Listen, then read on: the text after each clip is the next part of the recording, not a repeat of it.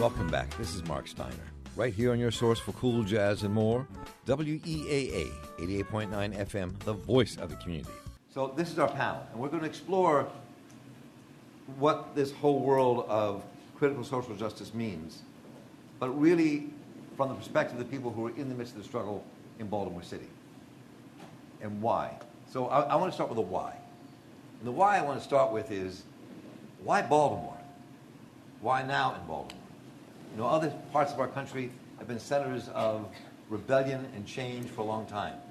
Baltimore's always had this complex of being in the backwaters, most of my life anyway, even when we were in the struggles here in the 60s. So why do you think Baltimore's at the center of it now?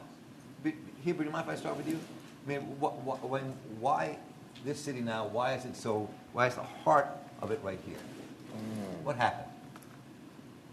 Wow. I don't know. I mean, I would say that one of the many things that I love about Baltimore is its long, rich, and deep history when it comes to social justice, activism, grassroots organizing, and the like.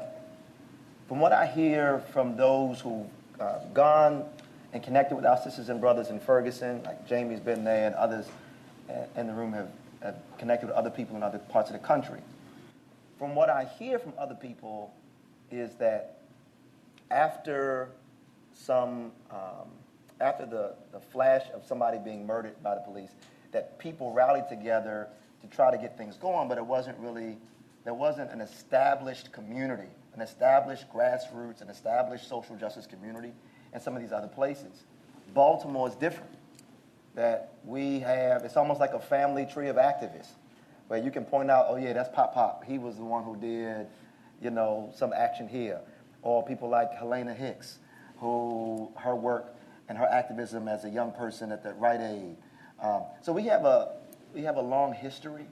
And so I think really that Baltimore was already on the cusp of its uprising, irrespective of Ferguson and other places. Large credit of that goes not only our history, but also to people like Tawanda, who, and the family, who long before cameras came, were committed to not only what really impresses me about this beautiful family is how they connect the dots to all families. All right, so it's not just justice for Tyrone West, but what they say has been seared in my spirit. Justice for Tyrone West and all victims of police brutality, right? And so I think things were already brewing. We were already talking about getting locked up before the uprising. We were already strategizing. In fact, Adam, listen, I'm just going to call people. I know the formal kind of like sit and be whatever, but let's just be family in a circle for a minute and just talk. So earlier this year, somebody said break it down. All right, I'll break it down. So in January this year, we were already down there. Mark, you know this, many of them. We were already down in Annapolis so much, more than I've ever been in my life, trying to get bills passed. And we had 17 some bills, police brutality, police transparency and accountability legislation. This January, y'all, before April, before Freddie Gray, we were grinding in Annapolis, sometimes spending all day and night in Annapolis waiting to testify for 5 minutes. And so that work had already been going. And really, if I trace it back a little bit, and I'm going to shut down here. Even before that, you can back up and you can talk about Martin O'Malley's $104 million youth jail. And many people under the sound of my voice here were connected to that campaign in some way. Multi-year, 4.5 year campaign, fighting to stop the construction of a $104 million youth jail in East Baltimore, right? And we were successful in that leg of the campaign because we thought it was unconscionable that the state had funds to build brand new prisons but not have money to build brand new schools, right? And so I want to give this brief piece from that in terms of recent history. The youth jail piece, and even before the youth jail, Algebra Project, students organizing, I think you have to connect those together, Mark, to kind of get to what happened in April. Because we have been building, growing, and organizing for people whose names will never hit a history book. There'll never be a day in their honor given by the government anyway. But some of the most courageous and brave people in the world are right here in Baltimore City. Right. I didn't even talk about SNEAC in East Baltimore. Tawanda, and then with Kwame. I mean, because to give the people here and people listening to this on the radio a sense of what pushed you out, pushed you into the street, pushed you into becoming an organizer. Talk a bit about what drove both of you out in this process. I think it's important to get a sense of that, because there's a new generation doing new things. Tawanda, then we'll go over to Kwame.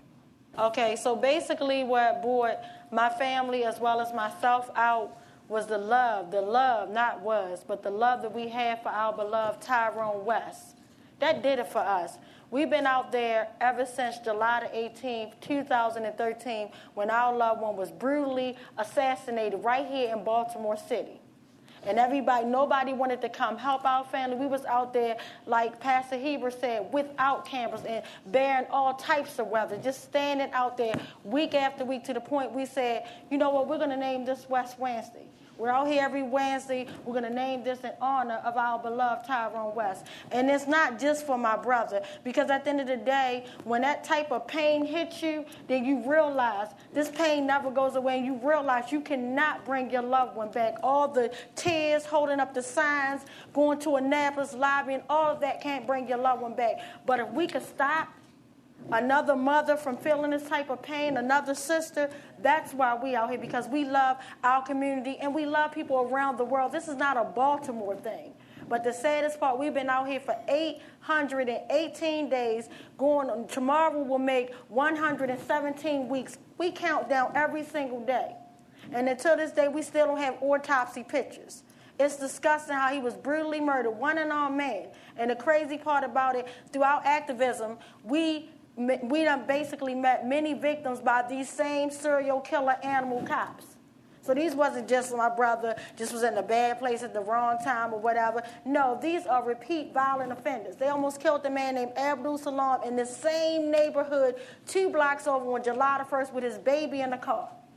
And this is the same unit responsible for Anthony Anderson's brutal murder.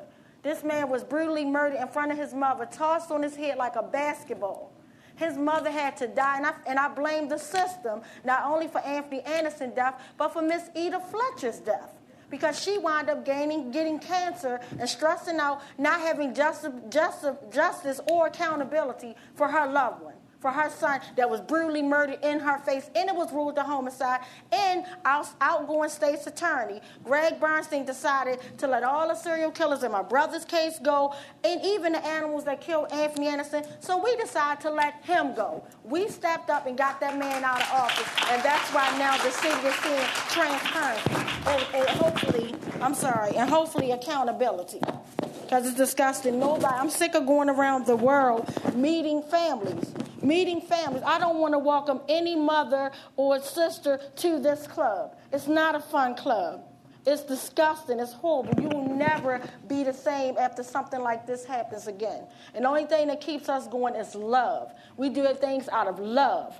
Love is the key, because at the end of the day, it was some real evilness that took our loved ones out there. People that don't even love their self decided to kill one unarmed man and killing many unarmed men and women and children.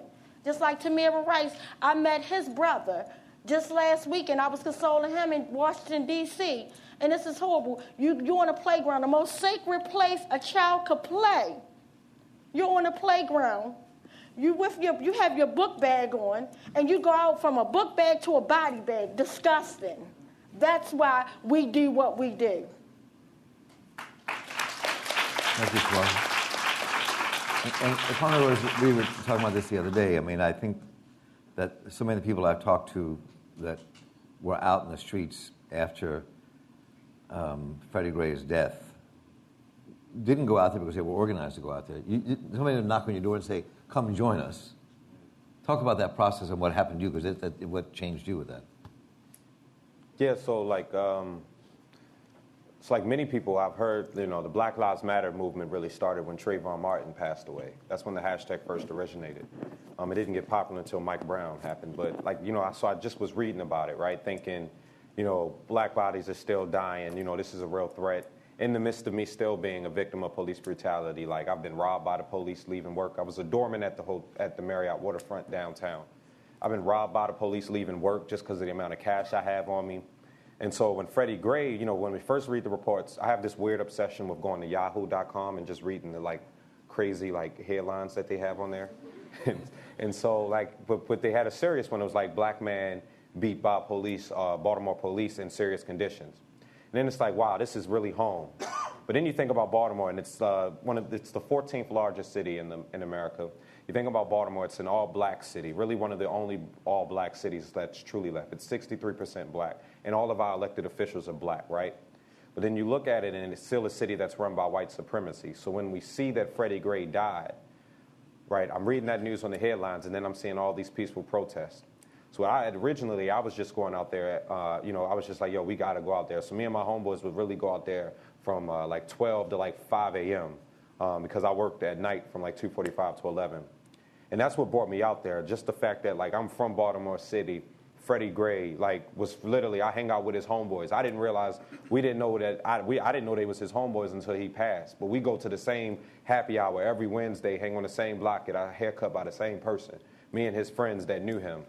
And that's what brought me out there. But what's kept me out there is the fact that Tawanda Jones was, that Friday, I remember down at City Hall after the Geraldo video came out, she was right there, and I saw how powerful that she was, right? And when Keith Davis, who was a black man that got shot on, I think it was June 7th, his family contacted me, and his girlfriend was his strongest advocate. So when Alfred Evans, who just got spat upon by Baltimore City police officers last Monday, his cousin, who I knew, she sent me the video. So what's kept me out there is really seeing the fight and determination for justice that black women in Baltimore City have displayed. And if they can do it, then why can't I do it? And then, and the final part, so everybody was hyped about the Million Man March, right? And then this is when how reality hits you and just how all black bodies are marked. I'm 21 years old. So I've had the opportunity to meet with different people in different spaces and bump elbows with a lot of people. But this experience was really different. So I'm in D.C. The Sunday after the Million Man March, and we're at brunch at Shaw's, if anyone's who's familiar with D.C.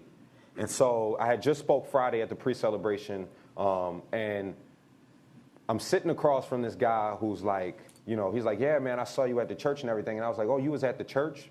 And then my mentor, Rahel Tesfariam, who runs Urban Cuss magazine, says, you don't know who that is? And then she whispers that's Trayvon's brother. And then, his name is Javaris Fulton. He's 20, he just turned 25. And then he looks at me and he's wait a minute, you're only 21? And he looks at me, and in that moment we stared at each other for 45 seconds and was silent. And Rahel and someone else just said, do y'all realize what just happened? He saw his brother in me, and I saw myself in him. That's what keeps me out there, the fact that all black bodies could be, when I got arrested September 2nd, they didn't take me to a doctor after I got hit by a truck. They took me to the hospital and put me in an office and said, we sent a message to you, and the one cop literally said, I got my gun on me at all times, so if I ever see you without your badge, if I ever see you outside of my uniform, I can just kill you, and I dare one of you or your homeboys to do something about it. That's a very powerful piece you ended with, and also what you said in the middle of what you said I think is really important, because we forget this all the time as we talk about critical social justice, is that it's been women, young women especially, who've been out in the front of the struggle in Ferguson, here, and across the country. And too many times I think what happens in these movements is the media goes after the men and not the women to be heard. And I think that's, but this movement is being led by women. They're out in front. Black Lives Matter was created by 3 women.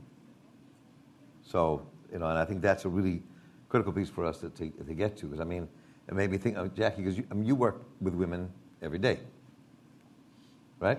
As a woman. As a woman. As a woman. Yeah, I think it is important, and I don't think there needs to be a dichotomy there needs to be an exact number of men per women doing a particular type of work, but it does beg the question, why aren't we focusing on women and the women's experiences with the police, or the women activists. And sometimes I think about the women that I've worked with a different kind of activism. I think of a woman named Nicole Sesker, who 10 years ago was talking about police violence against women to the police and to the Department of Public Safety. And because she was a woman and a black woman and was criminalized and targeted for violence again and again, lost her life, never really being able to become the activist or the scholar that she was intended to be. All the while, she's in the struggle of being a black woman and being a target again and again.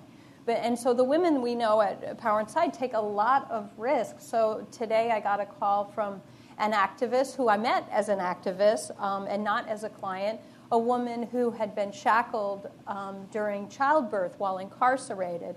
And she called and she, just wanted to check in, and she's doing food service and has worked herself up the chain of, going from a busser to a server to now being promoted to a manager.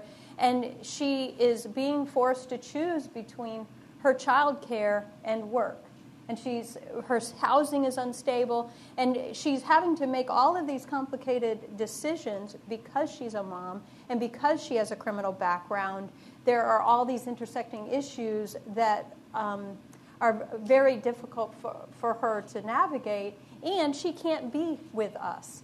So, we have women who are calling who want to be out in the street or want to react to what's going on, but they have other priorities, but they are doing what they can. And I don't think we're always recognizing the resistance of women. So if a woman's in a food stamp line and she doesn't take no for an answer, is that an act of civil disobedience if she doesn't get out of the chair and risk arrest, not taking no from that social worker?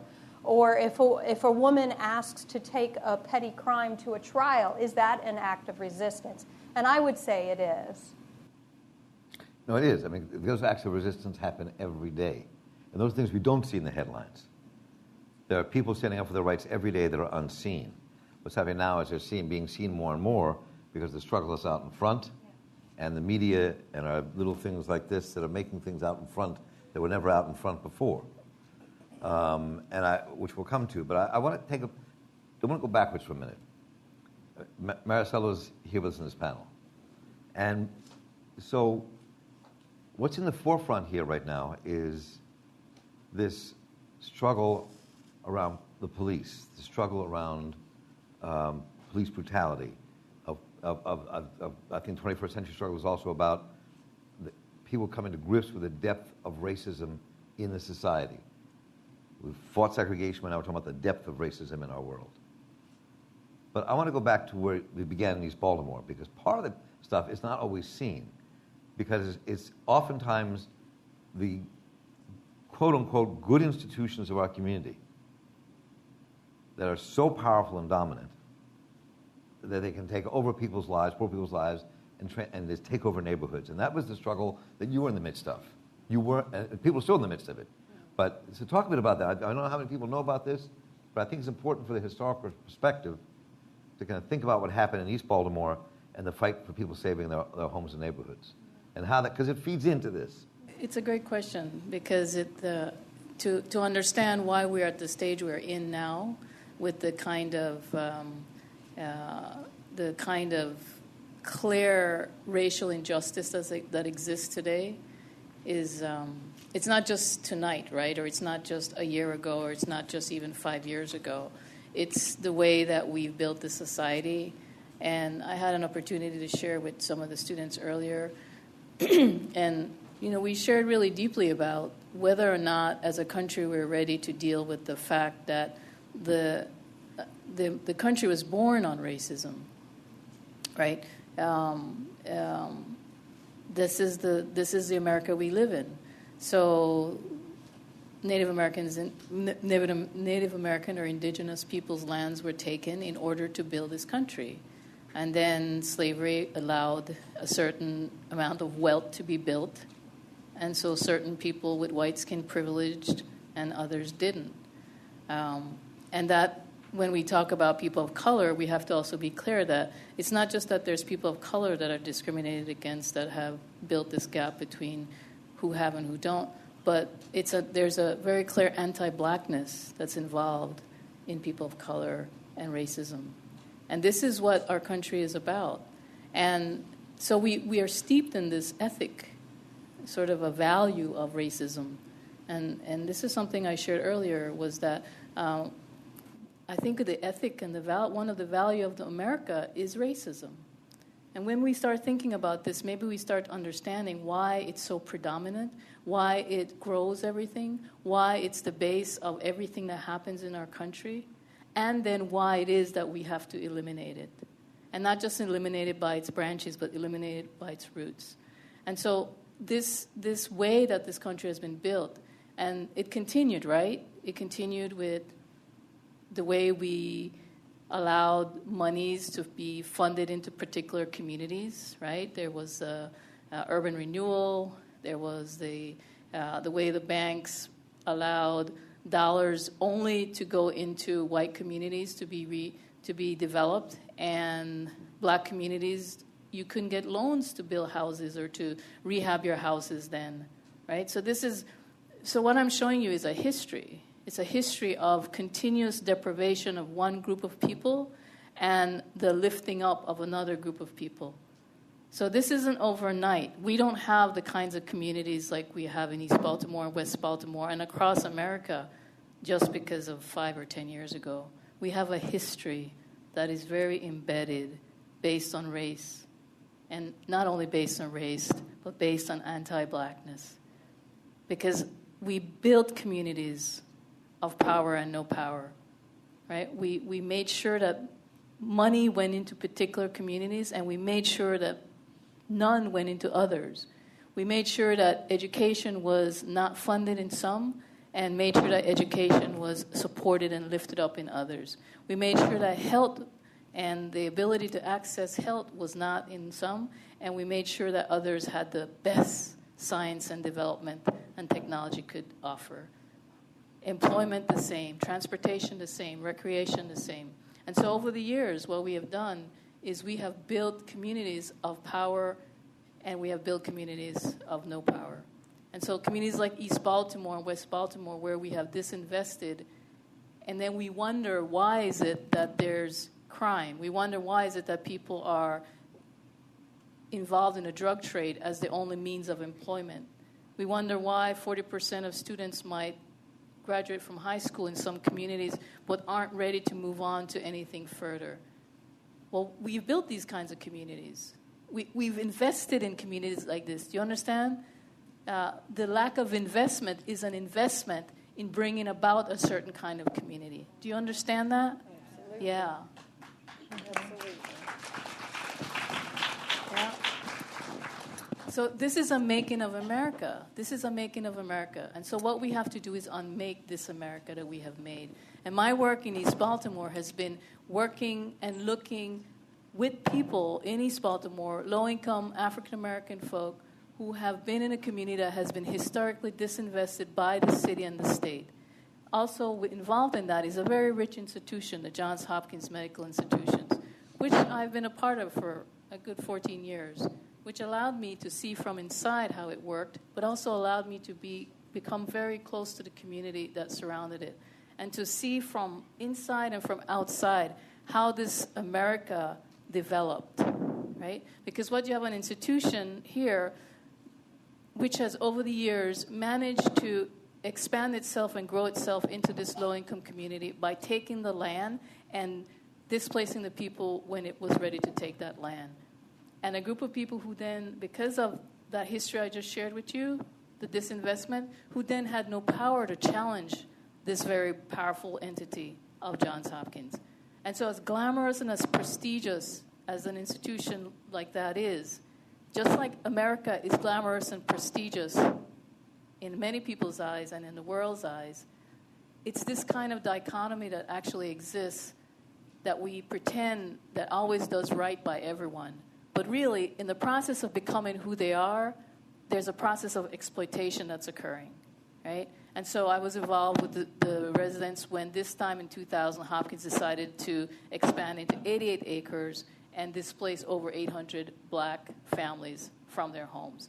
And I always ask people, especially in places where they may not be as aware of what happens in urban cities and centers, is imagine if your mother or your father or your grandmother or your son or your daughter learned in the newspaper that your house was going to be taken because the big, powerful hospital down the road needed the land, and that you may have to move in 6 months. It wasn't clear where you'd move, if your kids would be in the same school or not, but it didn't matter because you had to go.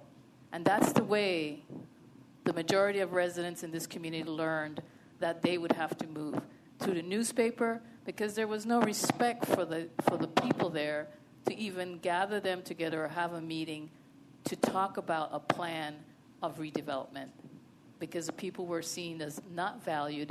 Again, it comes back to the value. One of the value of America is an anti-blackness value.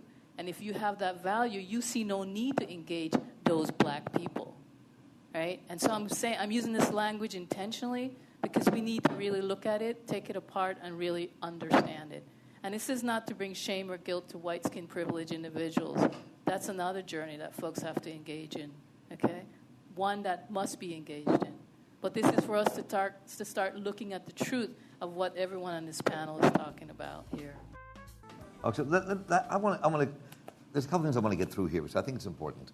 That inside of this movement for justice happening, for racial justice and changing the society in power in Baltimore, I don't think people have a sense of what it's like to live in Baltimore City for most people.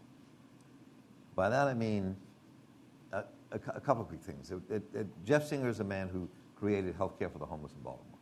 He's an incredible human being with a brilliant mind and built a very powerful and important institution in our community to fight for the rights of poor people and homeless people in our community and take care of them medically and more, but give people new lives. So people always say that 25% of Baltimore lives in poverty. That's the common assertion. Politicians, philanthropies, all these groups say there's 25% of the people in Baltimore live in poverty. And what he came up with was that, looking at the census data, that there are 86,000 families in the city of Baltimore. We have 620,000 people in Baltimore City, 620,000 people. That 86% of families in Baltimore City are home insecure. What does that mean? It doesn't mean people are unemployed. It means people don't know which bill to pay first. Do I pay my rent? Do I pay my bus fare? Do I buy my kids clothes? Do I buy food? How do I balance it? Can I pay my gas and electric? An article an editorial in The Sun 2 weeks ago talked about, if you add all the numbers up, 99,000 people in the city have applied for, or waiting for, or living in subsidized or public housing.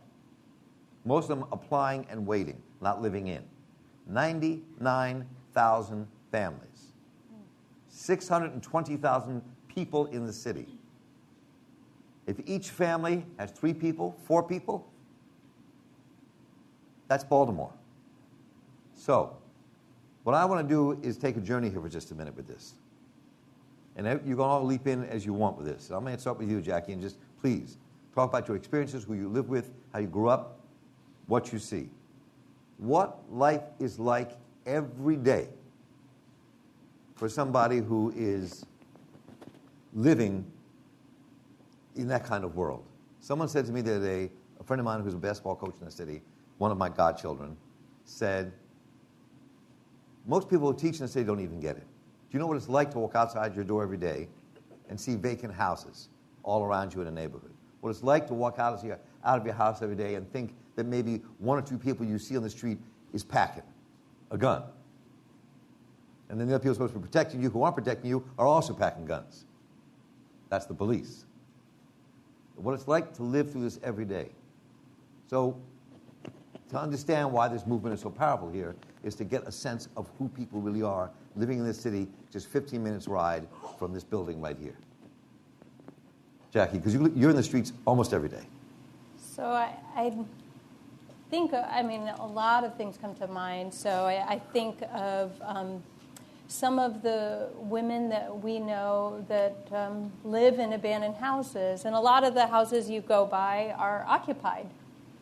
Some, organized squats of various sorts of people, some less organized. But there are a lot of people occupying the structures as you go by. So when you drive through the city and it looks unoccupied, there are actually people living there. And so we go to places where women and men are living and using and having lives. And we've known entire intact families with a mother and a father and children living in abandoned houses. And then, that life is very difficult to endure. And so when I think of one woman who started out very young, hitting the streets because of her abuse history, and she, was trading sex and doing petty crimes and just kind of getting by as homeless youth do. And I knew her since she was 17 and knew her for years into her adulthood when she started getting arrested in her first adult charges. Well, she was living in abandoned houses, and living in an abandoned house is a crime in Baltimore. It is a criminalized behavior to be in an abandoned house, no matter how long it's been abandoned. So she was sleeping in an abandoned house one night and got arrested for fourth-degree burglary. So she went to jail on a burglary charge and had to go to court and wanted to get out of jail, like most people do, and got probation with a suspended sentence of 2 years, meaning if she didn't comply with probation, she would go back to prison for 2 years. Well, where did a homeless woman go when she got out of jail? To an abandoned house. The same abandoned house to be enforced by the same police officers who are involved in the street-level activity and the street economy in a lot of different ways. And she went to prison for 2 years because she had violated her probation, and she literally did 2 years for sleeping in an abandoned house twice. And so it's really hard to separate the poverty from the criminalization and also the race issue because of the disproportionality of who gets incarcerated and why. But people in the street economy, whether it's drugs or prostitution or homeless folks, are visible and vulnerable to excessive targeting. And of course, if you're black, that magnifies it tenfold, literally. And so, I think it's really, important to look at the ways all the issues intersect. And then the other thing about the numbers, a lot of this is one of the biggest academic towns in the region. There's a serious numbers game going on when we look at a lot of the issues. So I was thinking a lot about this just a moment ago. In areas of homelessness, in death records, and in pretrial detention, these are 3 environments that we travel in and have done advocacy in. And in all 3 environments, the various systems have refused to even record race in their data, and thereby obscuring who is homeless, who dies and why, and who ends up getting bail assigned for minor charges. And so I think if we keep playing this shell game, it's going to be really easy to tell whatever story we would like to tell. And I think that's part of the problem, is the reality on the street is never going to match the data. So Heber and Kwame, go ahead, Heber. Everybody just jump in. I want you all to talk about this. Then we'll get into where we are now as a movement. Sit up, because this... I know this puts you right to sleep back here. I know this couch is like... All right, so look. Let me season, if I can, I want to season the question and inquiry a little bit. And I want to season it because we're talking about, what it's like to grow up in Baltimore. And I was blessed to be born and spend my earliest years in Baltimore, 1921 West Edmondson Avenue. And I'm really thankful. As you asked the question, Mark, my mind started rolling back. And I started remembering very important things like the little black girls that taught me Miss Mary, Matt, all dressed in black. Important rites of passage. Double Dutch and pick up the sticks. And the corner store, we can go grab. Do y'all even know Nihilators? Y'all know Nihilators? Okay, all right. Lemon heads and Nihilators and, real candy. Anyway, so all of that was part of my experience. And yes, too, as a part of growing up in Emerson Avenue at that time, it was and still is, a part of Baltimore that has its real challenges, right? And so I remember, as you was asking, I was remembering my parents teaching us how to duck down beneath the window level when we heard gunshots or what we thought to be gunshots. I remember at 5, 6 years old, my parents telling me, when you hear something like that, go below the windowsill, go down, right? And so I remember all that. But can I say that if we go too deep and too far in sharing, at least in this space, and let's make this a sacred circle, can we do that? We go too deep and too far in that direction, we all could share challenging stories about what it's like to grow up in Baltimore. The flavoring or seasoning I want to put on it is, though, is that if we go too far there, it really is a strategy, it really is a direction that centers white sensibilities. It really prioritizes appealing to the white sensibility on the issue in order to mobilize people, right? And so if we start with, let's tell white people how bad we got it, and maybe then, y'all see my hands? Maybe then there'll be some move. Like, I think that's a failed strategy, right? Because if white folk don't care by now, damn it, I don't know when white folk gonna care, right? And so, as the white folk clap, bless your hearts.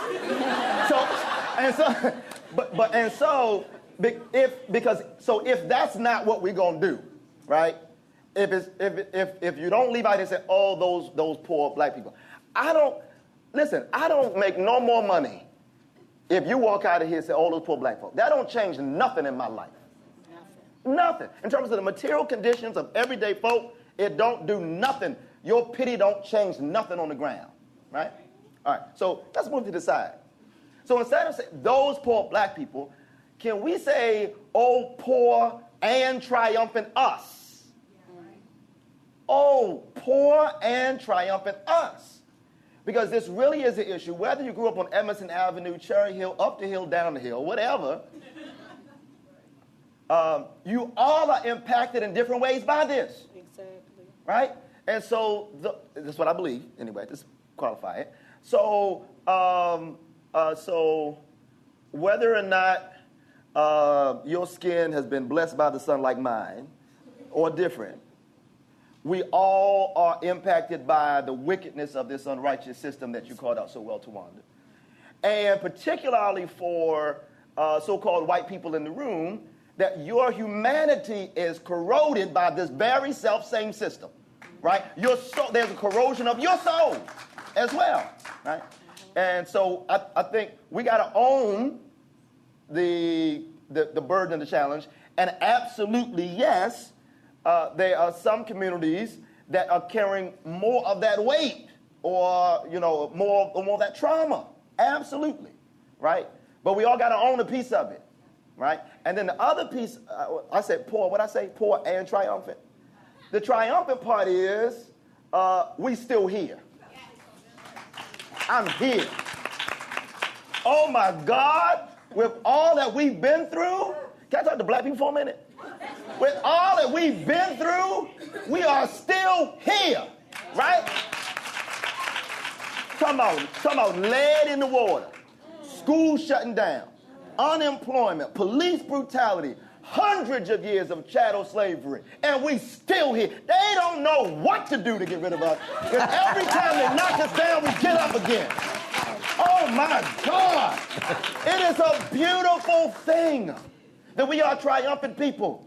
And sometimes, I played football coming in high school. I know it don't look like it, but I did play football coming up. And I remember our coaches telling us that sometimes you got to believe you won before the scoreboard tells you won. Right? And so the way I engage and approach at least my little sliver of the pie in this work is I'm just waiting for the victory announcement to catch up to the victory I already feel based on the work that we're doing. So when I see Tawanda now, they are signs of victory. When I saw Kwame Rose goes to the front of Newsweek, what was it, Newsweek or Time Magazine, one of them, I just made that up. I'm just looking at it, though. I'm just believing it. I'm just believing it, right? But when I see the work that we do and how we push it, like, I think we owe it to ourselves to create space to say, you know what, girl, you did that thing. Or when we laugh, or when we joke, and when we love each other, because we're in a system that wants us to replicate and duplicate what it does. Yes, right. So when I hug you and give you all the love I got in my heart, I'm pushing back against the same dehumanizing system that wants to pull everything away from me, right? So I want to push us in a direction, if I can, a little seasoning, that's all, that says, let's decenter white sensibilities. I didn't come this far. I'm talking about here today to drive down here and find my way on this beautiful campus, by the way. It's nice, and they had good food. But I didn't come to have another night or exercise of how can we massage the white emotional state. That ain't the issue. I had somebody on Twitter, the Westboro people was tweeting me last night. Oh my God. I told MJ, did I tell you? They was tweeting, they was going in on me last night. Westboro Baptist people, tweeting you? I was about to get something put on bad names. They was tweeting me. They was going in on me last night. In the South, we say, oh, bless their hearts. So they tweeted me last night. And then somebody else jumps on. So they piled on because they saw I was at the demonstration last night at City Hall. So okay, here's somebody we can get. And somebody sent out a word, and they all just start jumping, right? So last night, I just went in the mood to be all preacherly. And so I was just firing back. Pow, pow, pow, pow, pow, right? And one person said, it's a white lady. She said, she said, on Twitter, she said it on Twitter. She said, but you are offending people who would be your supporters. Now, I said, after I said, bless your heart, I said, if you're not a supporter of a more just community by now, you ain't never gonna be. Stop playing. She was more upset about being stalled in traffic because they shut down traffic during rush hour. She was more upset about traffic. And I said, look, lady, listen, let me tell everybody right real quick.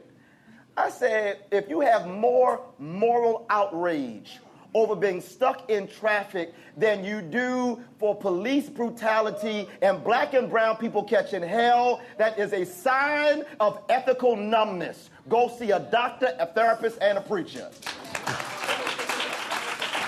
Right?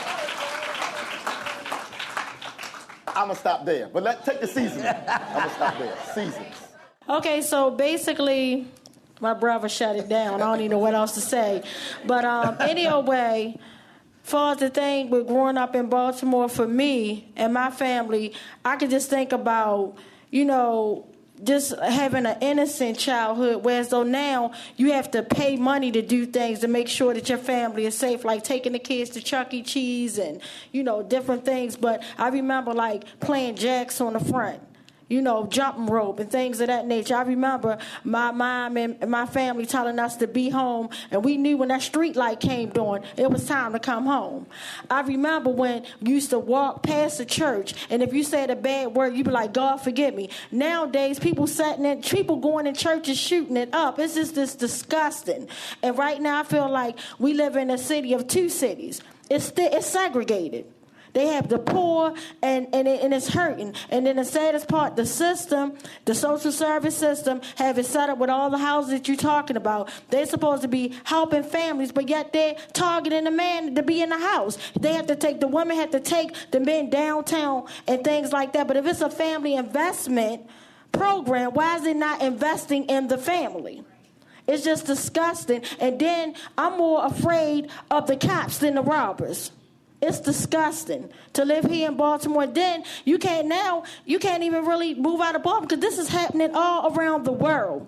And I just remember, and I'm going to say this, and I'm going to kind of wrap up a little bit, but I just think about our forefathers that fought hard so we wouldn't be in this struggle that we still stuck in, and it's getting worse to me. But the saddest part is I think about how people was getting lynched every 24 hours. Now that's being replaced because we're getting brutally murdered by people in law enforcement, security guards, and things like that every 24 hours. It's disgusting. And we do what we do so our kids can grow up in a peaceful world. And it's people like my beautiful cousin. I heard her say she didn't even want to have kids to bring into this world. That's disgusting. Having a baby should bring you joy, but if you have to say, you know what, something that God blessed me with, I can produce and I can get a husband, I can have a family. I don't want to have my family. It's disgusting. I get like really sick and tired of sitting on panels and we just phenomenize about the experience of blackness, in particular the Baltimore uprising, right? I'm gonna spend the rest of my life talking about what happened in the Baltimore uprising and talking about Geraldo Rivera. What needs to happen in these type of spaces is the type of conversations that get everybody engaged and talking about solutions, right? That's right. Because Baltimore didn't start rising on April 27th on that Monday. No, Baltimore been rising back when Tyrone West was brutally murdered and his family stepped up 2 years, right? Baltimore been rising when in '68 they went and burned down the stores and showed their anger, and Baltimore wasn't invested in, right? So we look at Baltimore, right? We can ask, what's the story about Baltimore? And then you can ask 63% of the black population, and you're going to get 63. Every one of those 63 individuals that makes up every one of those individuals that makes up that percentage will give you a different story. I wasn't born on the hood. I was born on Emerson Avenue in Huntington, a white neighborhood called Huntington Ridge, right? Very privileged black kid that grew up in Jack and Jill of America, but yet I'm still a black body in America that white people still don't give a damn about. And no matter how much I tell my story, white people advocating for black people is not going to get us solutions. Right? What needs to happen is we need more young people, right? And we need to listen to more young people, like that 17-year-old Michaela Gilliam Hill, who led that march last Wednesday when we were inside of City Hall, right? When 17 people were arrested, 3 students. We need to listen to those black students, right? Because what doesn't happen is those black students, these are the type of 3 youth that we need, right? Because what doesn't happen is that we're not educating those youth about who they are, what they are, where they come from, and how they can be successful. What does happen is that we let adults control that narrative, and we let them tell the story and let them tell them, well, this is what you should learn, this is what you should be. We give them these parameters of what success looks like, what change looks like, and what participation inside of a movement looks like, and we marginalize them. So what does need to happen is that we have to understand that young people are the ones who are being affected by the system, but young people are not being engaged. If you look at the highest unemployment level in Baltimore City, it's black men that are 20 to 24. I fall into that, right? So what I do is I take my time and I sit in the hood with the people that's unemployed, the thugs and the criminals. And what do? I don't see them as thugs and the criminals. I see the father. I see the drug dealer that'll pay $1,000 so that 50 kids can have all the school supplies they need. I see the kingpin who went to Brown University, got an undergrad and his master's from there, and then uses that knowledge to create the Fortune 500 company because the bank wouldn't give him no loan, right? So that's what needs to happen, is that we need to create, for one, what we need to be talking about is how we invest in independent black institutions, not just trying to invest in white guilt. Because I don't care about, listen, white people, I don't care if you feel sorry for me, but if you want to give me some money and back up, do that afterwards. I can show you my foundation and you can write your check, right? But what also needs to happen is that we need to definitely, right, even since the uprisings, we haven't held black people accountable. We have not held black leaders and black elected officials accountable, because Stephanie Rawlins Blake is a problem. And so what needs to happen is that we need to talk about how on April 26th, the eve of the Baltimore uprising, we're going to get 20,000 young people registered to vote and mobilize young black people to register to vote so that we can start then be talking about how we went and changed and created a different Baltimore. And can I jump in real fast? I just want to say, when he's talking about change, and if you guys want to do anything to help us, we're out and we've been out. Like I said, 818 days peacefully. Nobody has never been arrested. Nobody has never tore up anything long before the uprising. But if you want to help my family out, please, if you can just obligate yourself to one time in a month. We have signed up sheets. They're going to be outside at the table with your email. You put your email address, phone number, and we'll just give you a call. And that way you can help and you can be a part of it. Because if you're not a part of fixing the problem, you are the problem. So let's pick up where we go from here. And maybe, there's a story we haven't heard in the press. You just said it, Kwame. Mm-hmm. The story of what happened at Heber's church. That has not been told. No. Right? That has not been You're told. right. So can we tell the story? Yes. It needs to be. It's not in the Sun papers. It's not anywhere else. All we saw was people getting arrested at City Hall. Nobody knows the background of the story. What happened? So what happened? Well, I'll start. I was there in the meeting. Go ahead, Kwame. Michaela, I was working with LBS was involved, Baltimore Block, Baltimore Algebra Project. City Block is the only grassroots student activism group. And for the last 2 weeks, we came up with this list of demands and for these 19 rules of engagement as response to peaceful protests. We posted them. They're available online, BaltimoreUprising.com. Well, those 19 aren't available. There was a meeting, that Wednesday morning, Kevin Davis called my cell phone. It was the Wednesday of his public hearing for appointment. He called my cell phone in reference to the Alfred Evans case where the officer spat on a black man while he was in handcuffs. And Kevin Davis told me that that officer would be charged with assault and second-degree assault by the end of that day. So we get to the public safety hearing, and Kevin Davis, we have this rule, and we have these engagement lists, and we have a plan in place for civil disobedience to demand that the commissioner engage us and respect our demands. Kevin Davis gets up at the public safety hearing and claims that because he had a phone conversation with me that he was engaging protesters, in which I get up and let him know you're lying. So what happens is that at the end of the testimony, he was appointed, and Michaela Gilliam Heiss did a mic check. And she let it be known, you need to come up here and engage the students that don't have a voice because they don't have a vote. This is our time now to be heard, because let's be very clear. It wasn't no organization. It wasn't no elders. It was young people who did not care if their lives were taken that went out there and risked their lives so that Freddie Gray could get charges charges could be brought against those 6 officers. So Michaela was one of those individuals, and she stood up and she led a group of 32 individuals, the majority of us adults, even though I'm 21, still an adult in that realm, right? And so what happened was the commissioner went home, kept using the excuse, well, I got 4 teenagers, I got to get home too, right? We're in City Hall for 10 hours, waiting, because we're intent, we're not leaving until Kevin Davis comes back up and engages. Now, mind you, the restrooms were cut off. There were women on their menstrual cycles who were not allowed access to the restrooms. Supporters sent us food and water, pizza and water in particular, which Baltimore City lied and said they would take it up to us to eat, in which they ate for themselves in front of those supporters. Right? The third thing is that we became the #1 trending hashtag on Twitter worldwide, Baltimore Uprising, for 36 hours. So because of that, we get this phone call, and then also Baltimore City went out and said no arrest will be made. We get this tweet that says check the police scanners. There's 75 police officers with fisticuffs coming in to make arrests. So what wound up happening is that 17 people were arrested. I couldn't get arrested because I'm facing 10 years in jail from my arrest in September 2nd. So during that 10 hours, we get bamboozled, we get tricked, people get arrested. Kevin Davis still does not show up.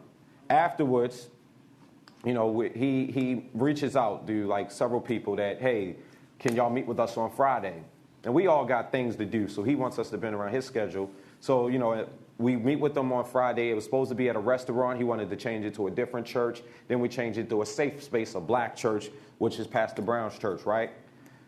4:30 comes. The meeting was at 5. 4:30 happens. Kevin Davis releases a statement to to Fox 45 saying, well, I just don't understand the rules of engagement, and throwing a water bottle at police officers isn't going to be acceptable. That was just an example of how they could use that. If someone threw a water bottle, you don't need to attack a whole group of protesters. Just use de-escalation tactics, right? 5 o'clock shows up. We there. 5:30 shows up. We there. He ain't there. 6 o'clock shows up. Oh, I'm so sorry. I thought the meeting was on Sunday. Kevin Davis never showed up that Friday, right? So, cool. We all got busy. We go out of town. Michaela's mad. She's on a hunger strike. We all mad, wait, we didn't prepare for this. So she goes on a hunger strike. And then Sunday, I get a phone call. I'm heading out of town. I get a phone call Sunday. Can you please come? Let's just give him one more chance. We going to meet at the church again. We get to the church. It's Kevin Davis, it's Melvin Russell, it's Sergeant Glanville, and one of Kevin Davis's bodyguards, right? So we're going to talk about, so when we get to the meeting, Pastor Brown was there. He can attest to this. My grandfather was a preacher. I got his shoes and his watch on, so strike me if I'm lying, God. We went through every word of the 19 rules of engagement and reworded them so that Kevin Davis could agree as the commissioner and so that we could agree as the community and Michaela could agree as the representative for the students, right?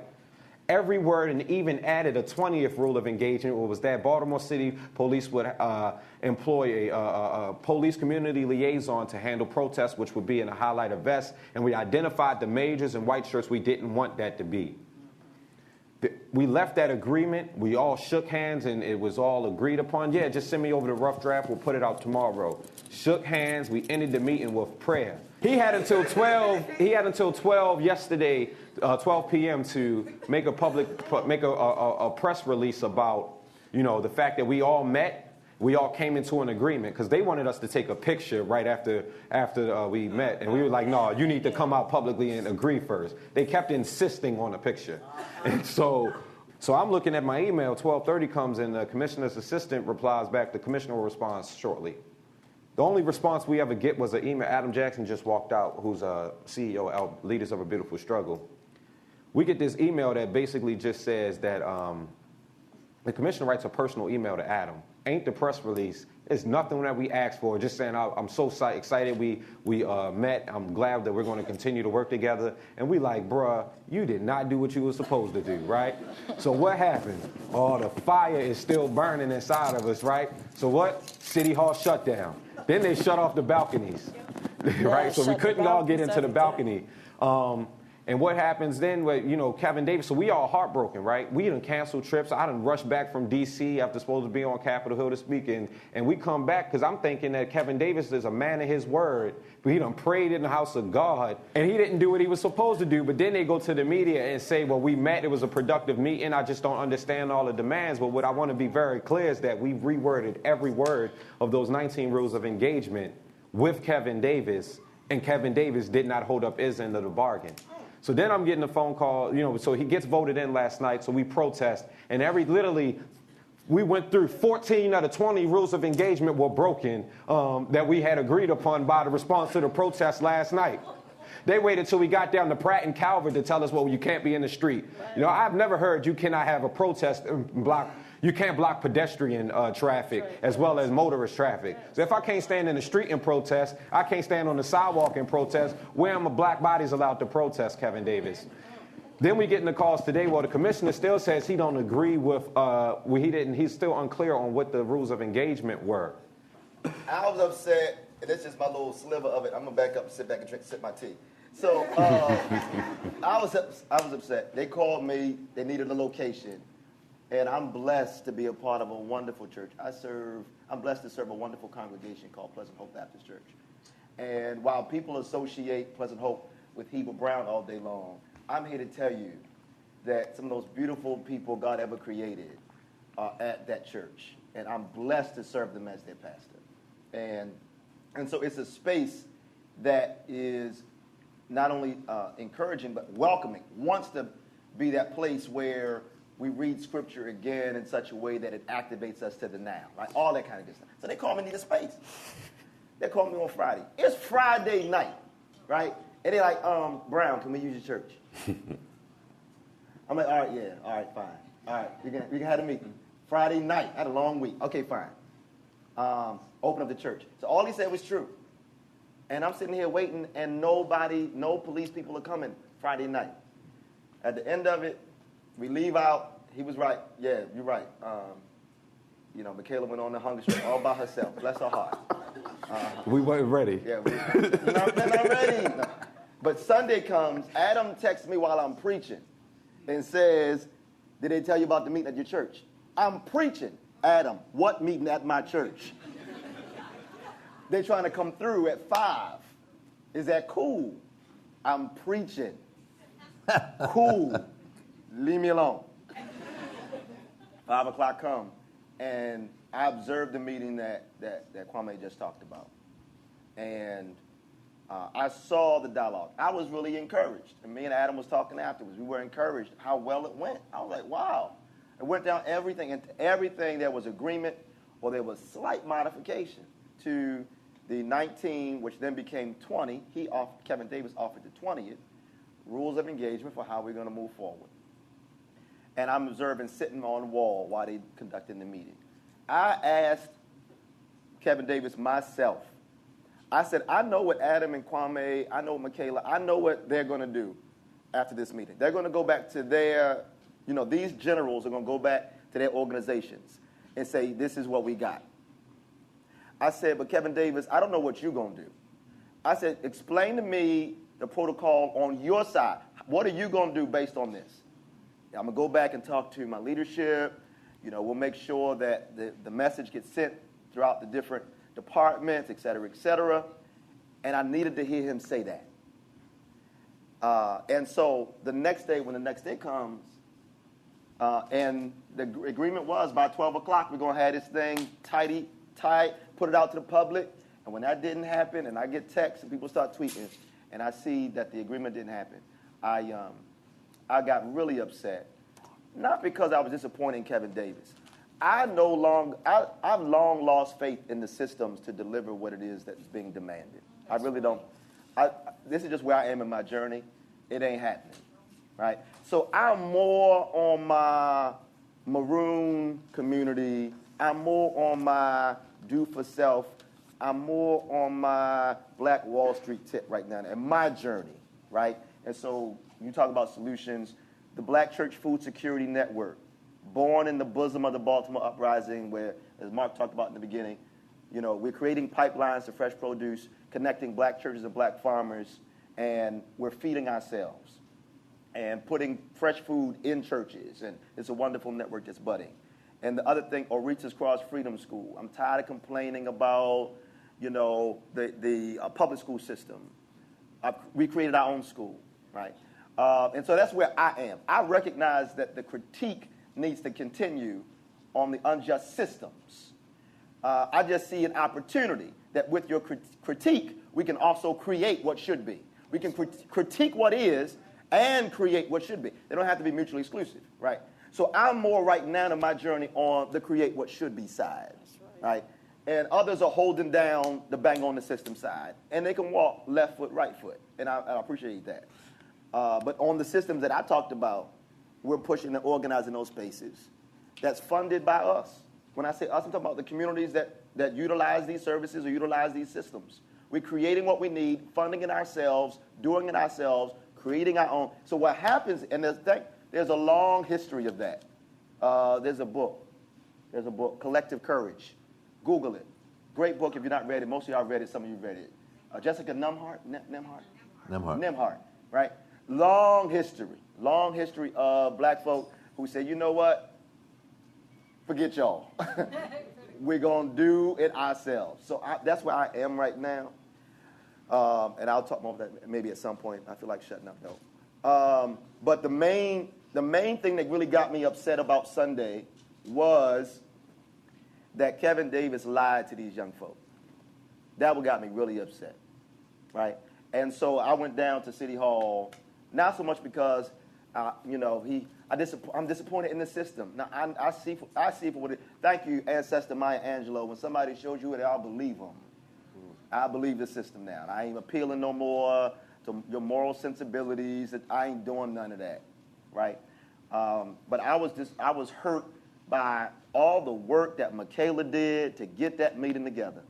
That courageous sister leading people to the streets, leading the sit-in and staging in at City Hall, all that work she did and the comrades did, and then they get to that point where they get to the table, they look eye to eye into this man, then interim police commissioner, who promised, I'm going to do this, and this, and then didn't do it. So there's something. I think about my mama now on Emerson Avenue, who went up to my elementary school one day when somebody was messing with her baby. And she had on a pink robe, and she had hair curlers in her head and her flip-flops on. There's something, when you mess with a Black woman's child, it really is an unenviable position. And I'm not a black mama. I'm a black daddy. But in that moment, I felt like a black mama. Yes. And said, no, you didn't lie to my children. And they're babies. I know that. But in the spirit, no, you didn't lie to them like that. Right? And so I've done some media today. I'm working on an iPad. I want to tell this story to everybody I can, to let them know that if we can't trust the word and the integrity of the top cop, how do we think we're going to trust the rank and file? If at the beginning of your tenure, you start off lying, you started lying. Like, it really goes really downhill from there, at least in my view. And so thank you, Mark, for creating that space, because that's hot off the wire. There are a bunch of questions here, and I want to try to get all the panel engaged in these. So one of the things that several questions here have asked is one question. And I want to get to it, and I'll use it with this one. Several questions ask the same question. And this was titled Sankofa Learn from the Past. But where can organizers and supporters meet with elders and experienced organizers to build movements and learn together? Yes, youth are powerful. We have a lot to learn from and support for our elders who are doing the work as well. And so let me just get some other voices in here. Come right back, Kwame. Just that whole question. I mean, because the youth always lead a struggle. They're always out in front.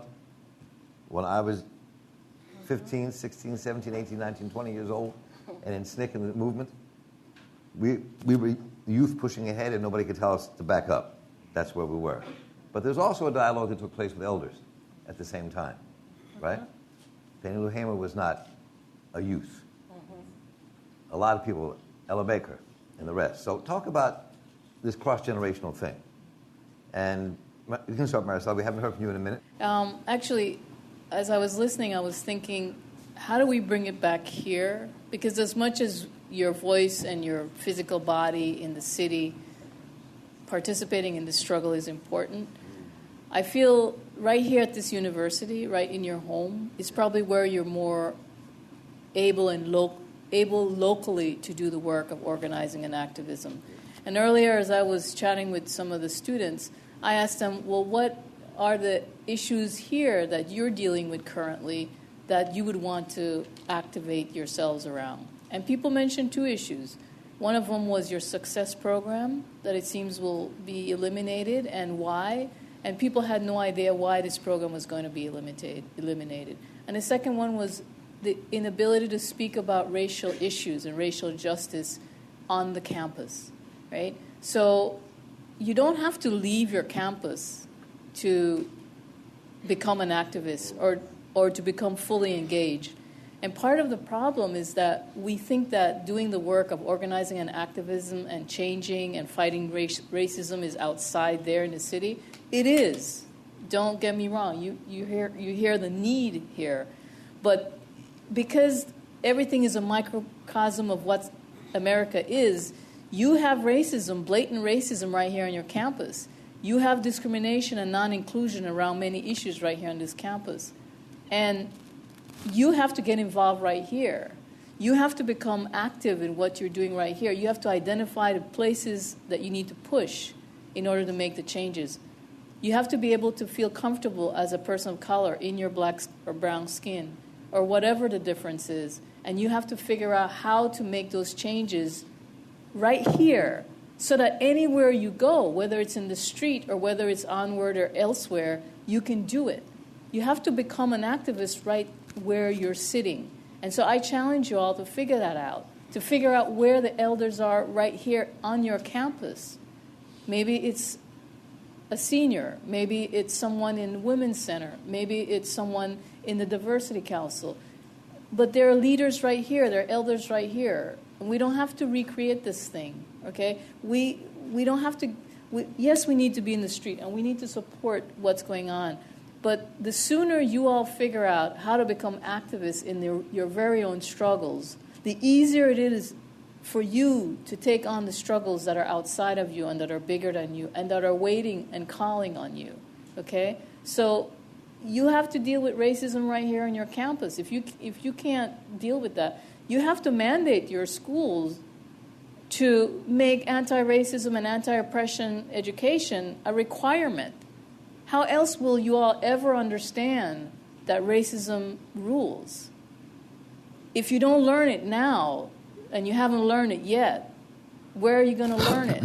And when you take yourselves out and do work in the community, you have to be able to come there right, not with all these privileged beliefs about what black people are like, brown people are like, and white people are like. Because that's what I experience when students come out and volunteer with me. They bring all their prejudices, all their racial perceptions into these communities, and they lay it on folk. And so in order for you to become better capable and able to engage outside, you have to start doing the work right here, so that when you go out and engage actively, you're bringing something precious and something that's aware, not something that has to be re-educated, because then we got to do more work with you. Right. So get educated now. Do the work here. Find the resources here. And if they're not here, demand it of your institution. It's all about priorities. Money can be found if you, as the students who have the power, demand it. Your dollars make this university stand. You're a very powerful activist if you choose to act. That's all activism is, when you decide to act and make change. Become active. Leave here with a thing that you are going to activate around out of this room today. Let there be something that comes very concrete out of tonight. Do not waste our time up here. We all had to drive in from the city. That is rich.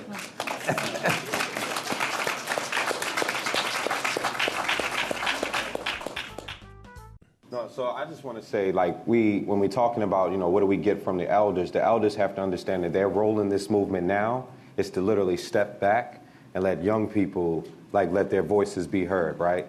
Because elders, we have to also understand that elders been fighting this fight a very long time, and then if elders had the solution 100%, then we wouldn't be fighting this fight. So that let the young people have their ideas, because obviously I think our solutions may be a little bit different, might be a little bit more aggressive, and might actually make some change. Because I know I'm not trying to have my son 20 years from now, or my daughter 20 years from now, doing the same thing I'm doing and asking me, well, how should I do this? No, just do it your way, and so that way you can get change, because obviously my way wasn't quite effective. Well, let me push back a little bit. I'll push back because the struggle isn't about 2015, and it's not about 2075. It's about that. It's about 1755 and 1865 and 1965 and 1955, and the struggle is a continuum. It doesn't end. I don't think we ever win completely what we're talking about. The struggle is a constant push, right? When we were in Mississippi, 36 people died that one summer, killed in the civil rights struggle. That struggle moved ahead. And then the forces of the right pushed back, and forces of racist forces pushed back and tried to push it back. It's a constant struggle that never ends. So your kids are going to be saying to you what you're saying now. The struggle is continuous. The struggle continues. It doesn't end. But generations are together, and they do. So I mean, look, I'm not going to be running through the streets fighting police like I used to. I'm almost 70 years old. So I'm going to let you do that. But That's right. That's good. But it is. It takes, the struggle is a long-term process.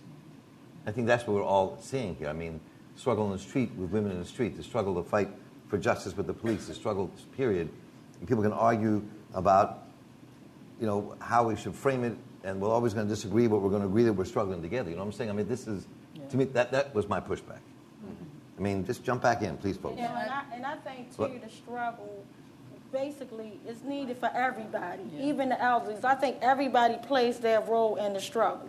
You know what I'm saying? People got to realize it's not just a young thing, a youth thing, or whatever. It's a human thing, and everybody is affected by it, and everybody play a significant part in the struggle, because one set of folks can't do it. Not the elders, not all the youth. No set of folks can, but we can all do it together. Jackie, what are you going to say? I feel really honored as an activist to kind of come into things through some of my own personal experiences, but then be exposed to elders who helped me put things in context and make some sense of it. And, some of the things were very organized. So a lot of the things that people are putting together, there are traditions and ways that people trained one another. So civil disobedience trainings and clinic escorts and, setting up mutual aid projects and all these things that are a really rich history of people just passing knowledge from one person to the next. And so my first activism, I was brought in through clinic defense, through my own experiences, needing that support, going to an abortion clinic, and having activists standing there to greet me and lovingly escort me in. Now, they didn't just come by doing that haphazardly. That was something that they had some forethought in how to do, because there was a lot of hostility and threats of real violence. And so, I'm really grateful for those people that just kind of showed up. And I think back and I'm like, did I thank them? Did I thank them for making room for me when I was spouting off? Because I'm sure the way I am now and the way I spout off now, I can only imagine what I was like when I was 19 or 20 or 21.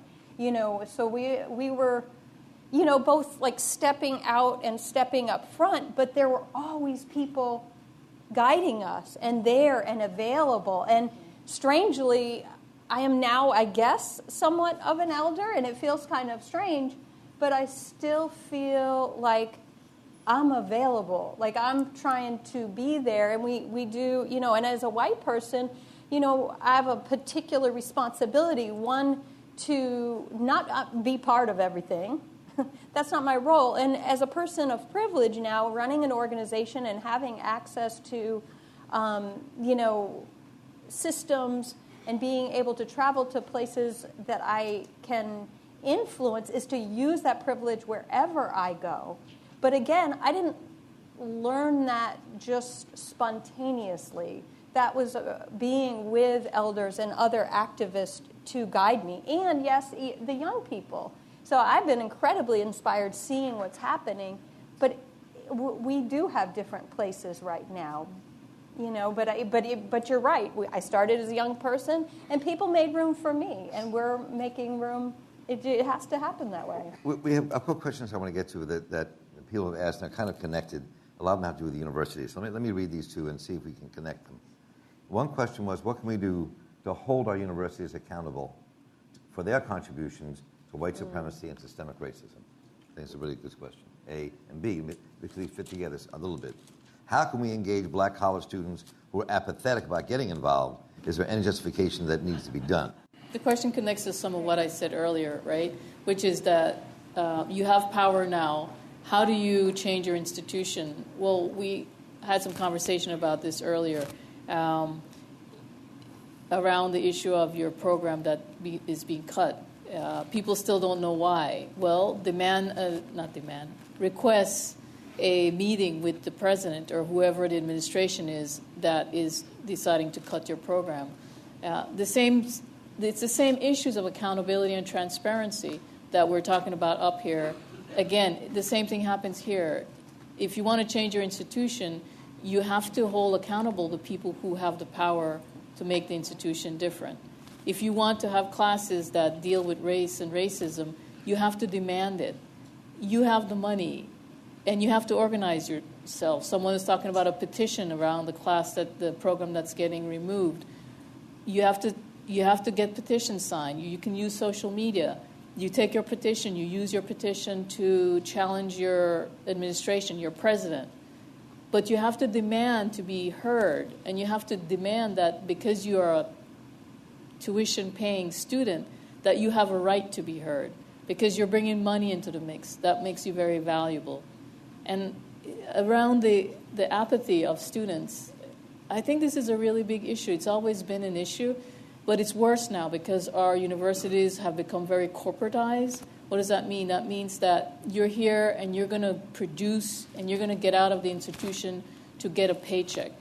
We don't teach anymore to learn skills and understanding in school to make the society better, to benefit the public. It's not about that anymore. And so you're always inundated with classes, so you have to remember that. You have to remember that you're being pushed to produce, and you're overwhelmed. And I don't know if I could survive as a student the way that the demand that you face these days. But it's huge. And so recognizing that, how do you push back? It's your money. You know, I tell students all the time, you go to the universities, and that means you give them credibility. You're saying that what you're doing, I want. So you either show up or you shut it down. I mean, that's really where we are in society. We can't keep saying we don't like what we're being fed, but keep eating it. That's right. And basically, that's what we do. We participate while we say we don't want to be here. And so, like they were doing yesterday in the rally, shut it down. That's right. Right? It's a rally cry. And it's not just on the street, and it's not just the police. It's right here. If you don't like what your university is doing, shut it down. But how do you shut things down? The only thing that can challenge power and privilege is people power. Mm-hmm. This at least has been my experience in organizing for the last 25 years. It's the only time we could push Hopkins to do the right thing by people, to push the mayor who wanted to be president. Thank God he's not going to be president. That's Martin O'Malley, by the way. That's joke. The Casey Foundation, all these very powerful people. The only way we could bring them to the table and push them was because they were community organized. They were people power. There were people sitting at the table. People were organized. And it works the same way here. We're going to change the system only when we organize ourselves. And we have to convince each other that it is worthwhile to change the system. And I don't know if y'all want to keep doing the same mess that has been going on, like this young brother just said. We either keep perpetuating the systems or we build on what our ancestors and our elders have given us. We stand on their shoulders, and we remember this. We are standing on people's shoulders. Do not forget. That's right. Right? We stand on the shoulders, but we make change happen. And so if you're tired of it, shut it down. That's right. It's real simple. People really want to ask a lot of questions about how to get involved, how to be part of what the struggle in Baltimore is. A lot of these questions are about. So I'm going to ask this kind of closing thought. Here, you can start. But closing thoughts from everybody for the audience around these issues. We might be here for days. We might have to follow you to church if we stay here much longer. No. So real quick, let me say that there's a pastor in Baltimore who says, if you don't have relationships, you don't have nothing. Ella Baker, patron saint of grassroots organizing and activism, I would often start her meetings with people as she's organizing the communities and say, who are your people? Right? That was her first question. Who are your people? I want to be able to connect you and think about you in the context of what family you came from. Right? She took a real interest in people. And so, as our great ancestor still lives among us, Ella Baker is still here. She's not dead. She's here. In fact, she's more here now than she was even when she walked this earth, I believe. Relationships is important. And so I'm so thankful to check in and meet. MJ greeted me in the loop, in the circle. And hearing about MJ and her dad from Sierra Leone and mom from Lebanon, and how you're going to push and move space as it pertains to queer activism and trans activism, blowing my mind on the front door before we even got in here, right? Right? No, that's word, that's real life. And then just connecting, just person by person, I'm hearing stories and connecting dots. And Shannon, is it? Is that Shannon? No, not Shannon. Vanessa, I'm sorry, Vanessa, who claims Baltimore, and Vanessa with social work policy and the work you're going to be doing and pushing that area. Just beautiful stuff. Eugene in the back taking pictures. And that's, y'all know Eugene? That's Eugene Khan, right? But in Korea, the tradition is to start with your last name, Khan Eugene. And so, but you talking to Eugene about, you know, just her dreams, her family, and how this connection. And then I met May. Where's May? Is May still here? May left. She was sitting on the end. It was May's birthday today. but she's black and Korean. And she talked about it's not just black and white. I wish there was more diversity on the panel to talk about the complexities of organizing today. It's just a very quick example of the more we can build these connections. Who are you? What do you care about? What is your genesis story? Where do you come from? The more it strengthens the fabric of the work we can do together in the day-to-day stuff. And the second thing is, I would say, own your education, y'all. I don't know if they told you this. You don't just have to read the books they tell you to read for class. Right? And so if they're not putting Pedagogy of the Oppressed on your curriculum, go grab that joint. Paulo Freire. Right? Yeah. If they're not in search, oh man, the bluest. I'm going through all these books now in my head. I'm gonna tweet out a list of books. Listen, here's the list. Here's the thing, y'all. Here's the thing. Start freedom schools in your dorm rooms. Get 3 or 4 of y'all together, get something to sip on, and read books and talk about stuff that they're not telling you. I had to tell college students about Thomas Sankara and Kwame Nkrumah.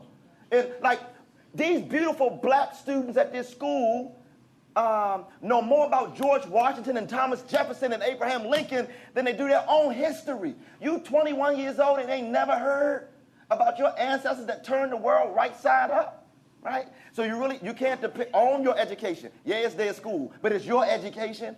Own it and start freedom schools wherever you are. Develop your own curriculum. Assign readings, learn, and then actualize. Let me shut down. And actualize what you read and what you're studying together. You can do this. It's hard, I know. But it's been hard before, and our ancestors did it, and our elders did it. We stand on their shoulders. We owe it to them to do it, y'all. Let's do it. Bless you. Love you. Very quickly. Okay. If y'all want to do anything, and I encourage y'all, please sign up for West Wednesday. Like I said, one time out a month, that's fine. Please sign up, because at the end of the day, nobody would never talk about my brother on a national tip, but they put me out there with lies. Fox 45 put my life in danger. I'm still in danger. Lost a lot of supporters. If you Google Tawanda Jones, you will see what happened. So with that being said, we're trying to build back up. Jackie? So I want to speak to the white folks in the audience. It's really important that we do our own work, that we form white anti-racist groups, consciousness-raising groups. There's a lot of great curriculums. You can contact me if you're interested. And really just start from the place where you are. I mean, it really, like this isn't meant to be complicated, and everything starts with you and where you are. And so if we can invest some time, some energy, get started somewhere.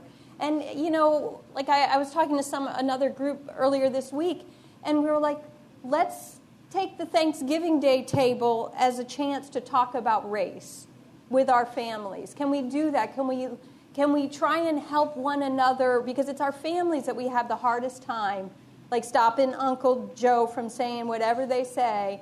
And that's not okay, because it really is time to do things that are really much more challenging and much more difficult. It's easy to be with your progressive friends and be politically correct, but let's do some things that are very difficult. And along the same lines, that are things that are difficult is whatever institutional power you possess, professors and people with access to data and access to a computer, we have to challenge the way information is being fed to us. Question everything, because we're so in deep with seeing kind of the impacts of the system and how data and the manipulation of the media is, what you are seeing is not what's actually true. So always ask more questions. Just a really quick example, the man who was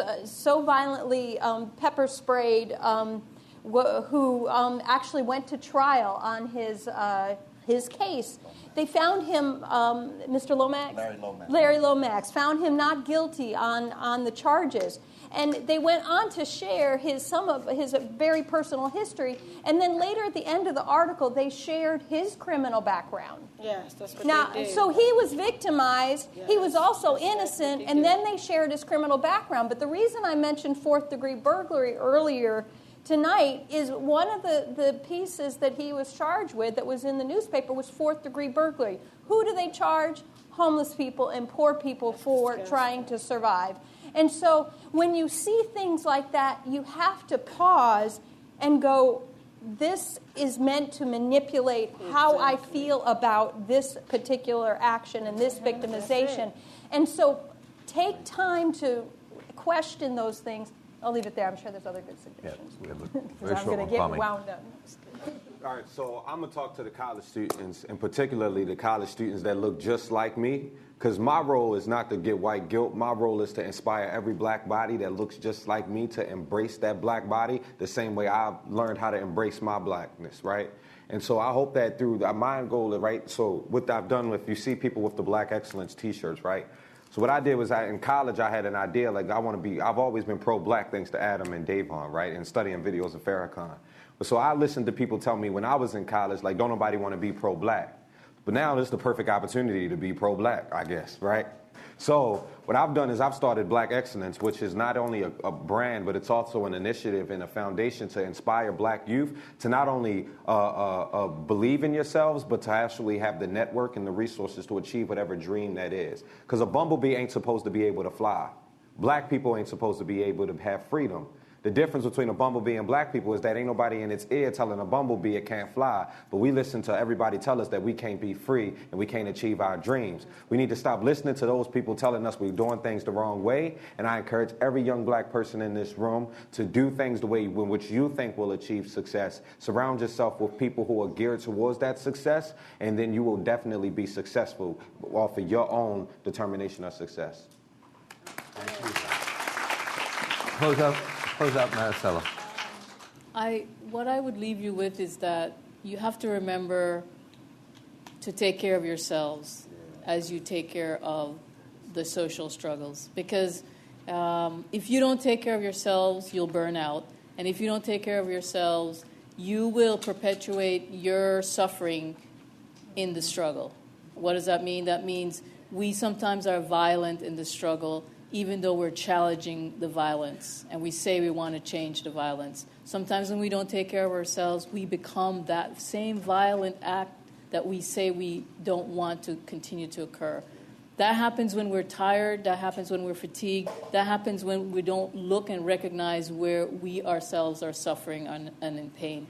So this social transformation can only occur with personal transformation. So we have to individually figure out where it is we hurt and where we suffer, and we have to begin to do that transformation so that in the struggle we bring clarity to what it is that we're doing. Without that personal transformation, it's like we're seeing through foggy lens. We're not clear. We're not able to distill what it is that we want to do. So I encourage you that as you go out and you do the work and you shut it down, that you still continue to look at how it is you need to take care of yourself and heal. That's a big piece of the Black Lives Matter movement, right? Yes. Healing. It's a huge agenda. We've not seen that kind of attention to healing and self-transformation ever in the struggle for justice, because we've said we haven't had time. Right. There's too much stuff to change out there for us to take the time for ourselves. And what I'm telling you now is if you don't take the time, you're going to fall down, all right? Because I did. So you take the time, you take care of yourself so you can be present and clear in what you say you want to do out there. Thank you, Marisela. That's beautiful. Thank you all. So important. Thank you, panel.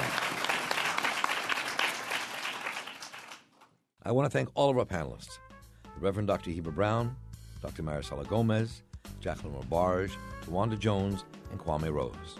To find out more about the UMBC's Women's Center and Critical Social Justice Week, please visit womenscenter.umbc.edu. And thanks for joining us. The Marc Steiner Show is a production of the Center for Emerging Media. Our producers are Stephanie Mavronis and Mark Gunnery. Our engineer is Andre Melton. Our theme music is by Walt Matthews of Clean Cuts. To podcast The Marc Steiner Show and share it with your friends, visit us on the web at steinershow.org or listen to us via your favorite podcasting app. And for your source for cool jazz and more, WEAA 88.9 FM, the voice of the community, I'm Marc Steiner. Take care.